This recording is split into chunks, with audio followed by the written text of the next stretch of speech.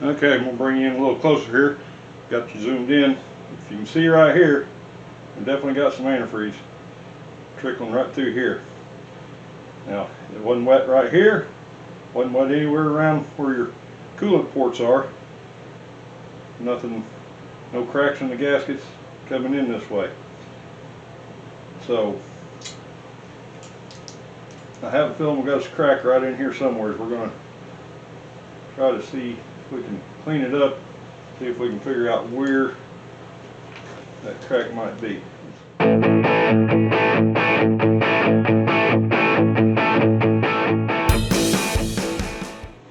Well, I guess we're going to leave it up to the machine shop.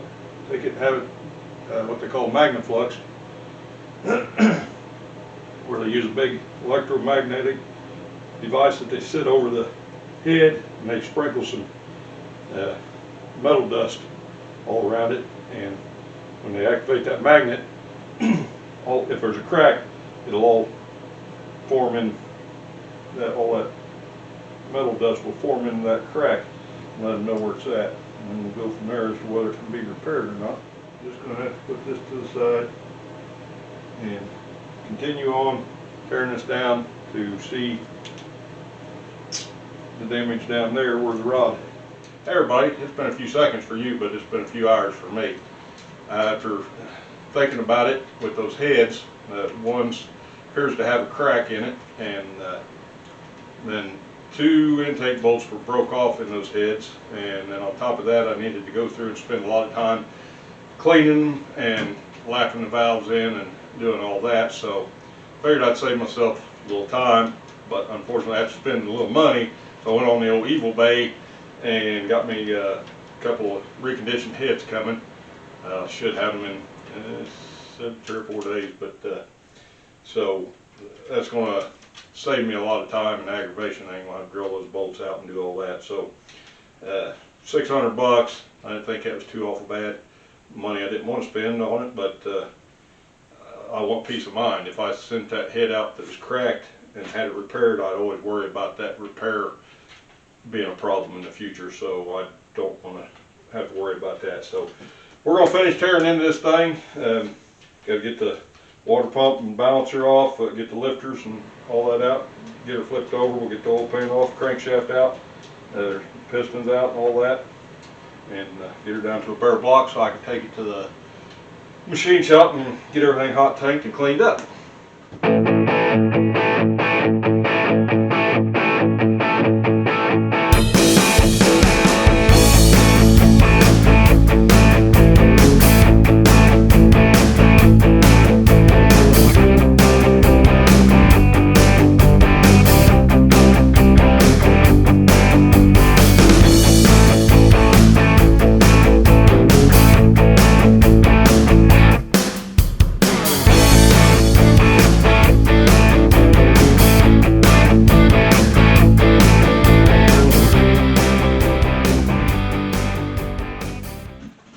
Okay, so I got all the lifters out. As you can see, that was a little bit of a struggle.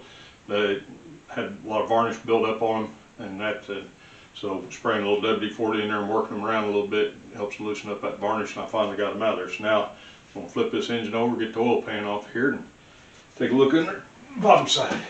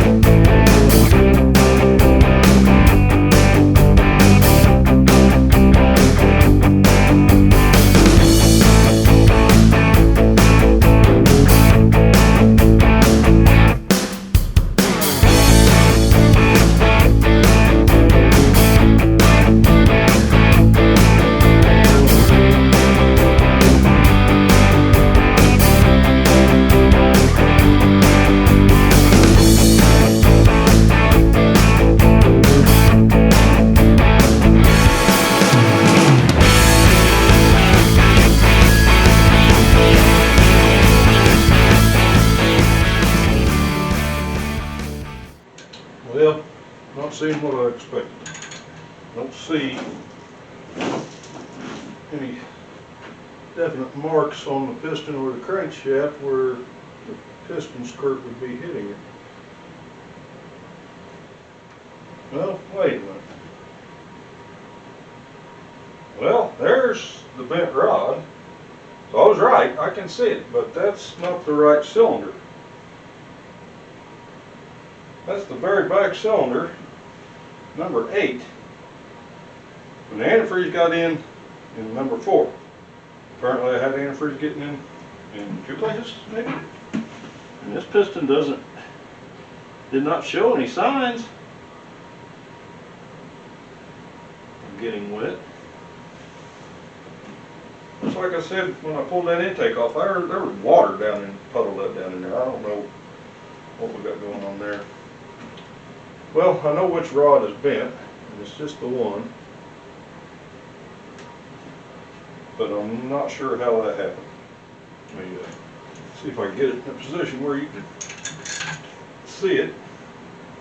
Get the camera over here. Okay, can you see that piston right there? Bottom of that piston there, and right over there, got all kinds of shiny aluminum. Well, that's where she's hitting the throws of the crank. And you can see it on the crankshaft too. Right here, right there, and right there. So she definitely bent that rod. I can even see where it's bent from here. But I sure don't understand what went on. All I can do is proceed forward, get a new rod, and get them new heads on there and put her all back together. So, okay, it's a new day. I had the camera battery was going down on me, so I had to cut it off and went ahead and done a few things off camera just because I needed to get some parts ordered, so I needed to know what I was working with here. I went ahead and pulled the one number 8 that where the piston had hit the crankshaft. Pulled that so I could get a look at the bearings, and one of the main bearings I pulled that so I could get a look at that. So I wanted to make sure they were still standard bearings. I was pretty sure nobody had ever been in here before from the looks of things. And everything's still standard bore, standard bearings, all that. So I know I was able to go and get all my parts ordered, so they can be coming in, so we can be getting this back together here before too long. But today we're going to finish tearing it down, getting all the pistons and everything out, get the crankshaft out and all that, get the timing cover off. As you recall, 2 of them bolts broke off because they seized up in there. They were still tight as could be, and I had enough sticking out where I pulled the water pump off that I could grab a hold of with some pliers, and even with some real good pliers that I have that will grab about anything. They still didn't want to budge, but I took a propane torch and just kept heating up around here for probably, I don't know, 3-4 minutes on each side, and then that loosened up that gunk in there just enough to be able to get that worked out, so now we can get this timing cover off and proceed forward. So the first thing I'm going to do is go ahead and get these pistons out. Now, if you never tore an engine apart before, first thing you want to look for is to make sure that your rods are numbered. And they number them, the cap and the rod itself, on the same side, same direction, when they're already numbered, that so you'll know how to put them back together and what position to put them in. Now, all engines don't always have the rods marked, so you may have to get you a set of dies to mark them before you take them out. So this being a small block Ford, these are 5/16 rod bolts, so they take a 1/2 inch socket to be able to get these loose. And another thing you're going to want to do is get yourself some little rubber caps, some 5/16 rubber caps, because what you want to do is slide these rubber caps down over the end of those rods, so when you're knocking the piston and the rod out, you won't ding the crankshaft with the rod bolts. because it can put a nasty little nick into a crank and pretty much ruin the crank. Have to send it out and get it machined. Now that's another thing I was looking for when I was taking this apart, was to see what kind of shape the crank is in, and so far I'm real happy.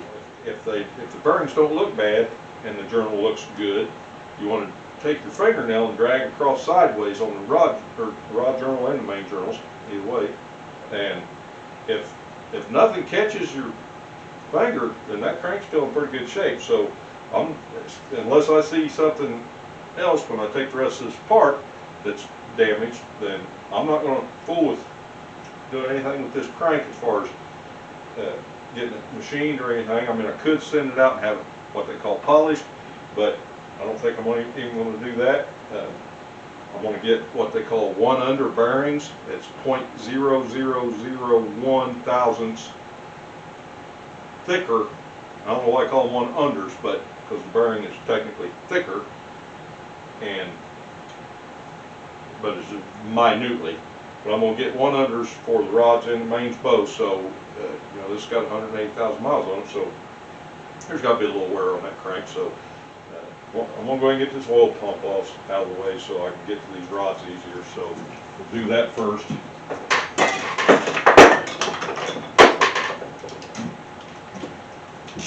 I did get on Rock Auto today. Got all my parts ordered. Of course, I already had the heads ordered, and they are on the way. They say I should have them here in a couple days. We'll see.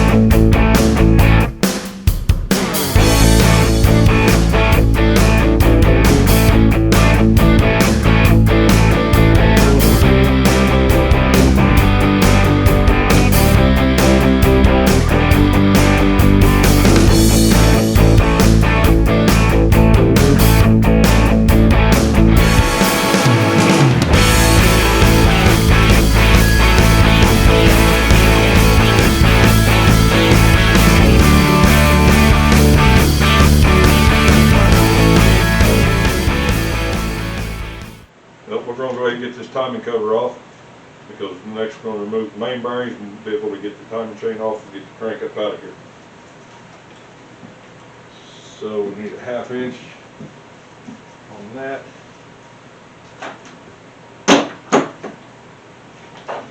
You've got 2 bolts on the top side that you can't get a socket on, so you're going to use a wrench. It's mighty handy having a gear wrench at a time like this. Makes it a whole lot easier.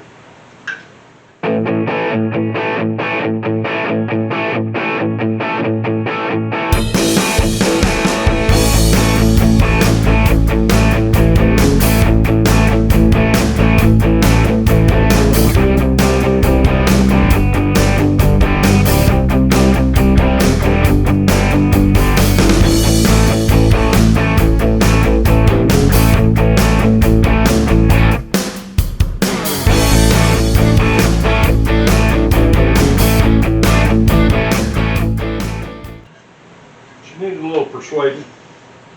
One thing I'm glad to see is the housing is not eaten up around here in the aluminum. It had been leaking around that a little bit for a while, and I was afraid that might have been kind of chewed into from the antifreeze, but it looks okay. So that's good. We can reuse that.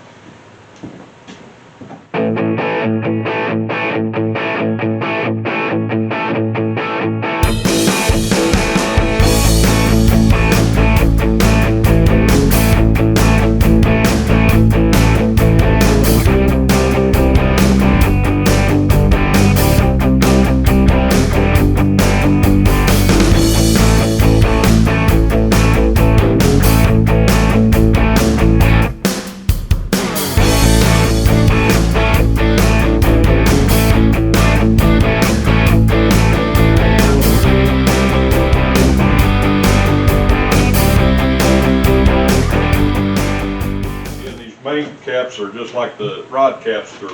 They're numbered. Now, if you had one that they wasn't numbered, you'd want to make damn sure you number them, because each cap is specific to each location it's at. Because if you move a cap into the wrong place, it may not be lined up just right for that where that bearing rides in there, and it's going to scrap your engine pretty quick.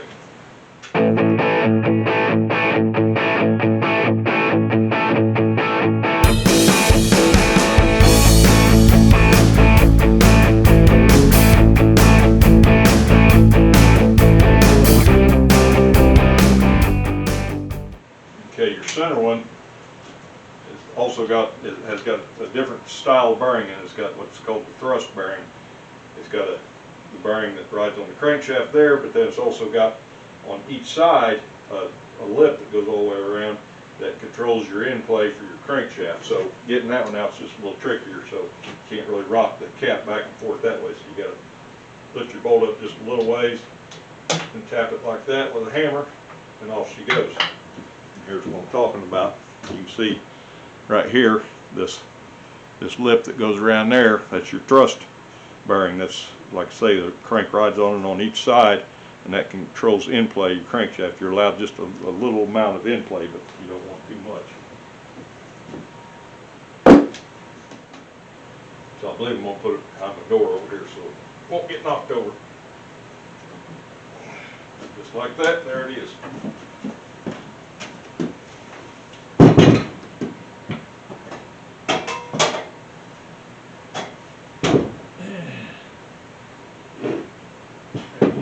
You're home for a while. Alright. Okay, one thing left to take out that's inside, and that'd be our camshaft, which we will be reusing, but I need to send this block out to get it cleaned. So I'm going to pull that camshaft out. Now, if the cam bearings look okay, and whatever detergent they use to clean the block, if it doesn't damage them, then I'm not going to replace those. But if need be, I can and will. Got 7/16 bolts here.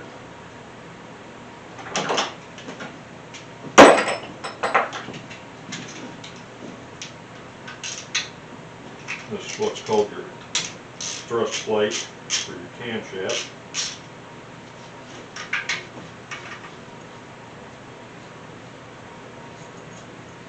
Take that off, and it even tells you on here back and bottom. That's exactly how it goes. Not too hard to figure out anyway, but okay. I want to be careful getting this camshaft out, because I don't want to nick up these bearings inside here. So it's a little tricky, there ain't no doubt about it, because once you get out of the bearings, then you got the lobes of the camshaft that can very easily nick a bearing. So see if we can get it to moving here.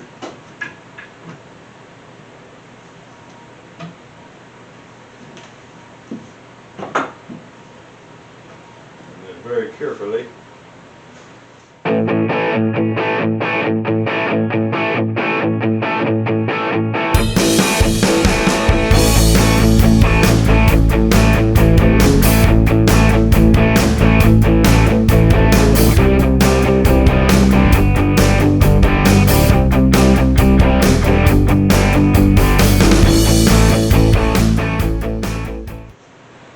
quick visual of that, make sure all the lobes look good, no wear on them.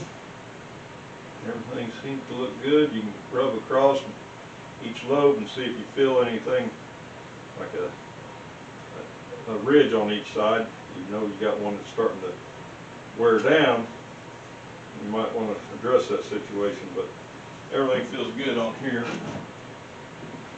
I'm going to try to hide this back here with the crankshaft so they can hang out together. They've been used to being close to one another. They don't want to be separated. So we're going to take a quick look at these bearings. If you enjoyed this video, comment, hit the like button, subscribe if you'd like, if you want to see some future videos, and especially on this one here, getting it put back together, and we'll get it all put back together, get it back in the truck one of these days, and get it running. Until next time, this is Who's Your Hillbilly saying, y'all take care.